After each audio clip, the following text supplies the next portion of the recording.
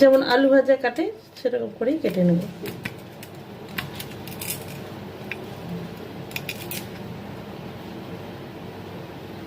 এই দেখো এইভাবে কাঁঠালের বিচিটা তো দেখলে কুচি কুচি করে কেটে নিয়েছি। এবারে ফ্রাই প্যানে দিয়ে দিলাম পেঁয়াজ কুচি, রসুন থেতো করে আর কালো জিরে দিয়ে দিলাম। তারপরে দিয়ে দিলাম এই দেখো কাঁঠালের বিচি কেটে রেখেছিলাম যেটা, সেটা। নুন হলুদ দিয়ে দিলাম। একটু ভাজা হয়ে গেলে তারপর দিয়ে দিলাম চেরা কাঁচা লঙ্কা। খুব কম আঁচে ভাজতে হবে।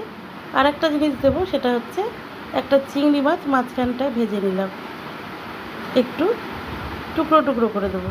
গন্ধটা না সব মিলিয়ে দারুণ বেরিয়েছে।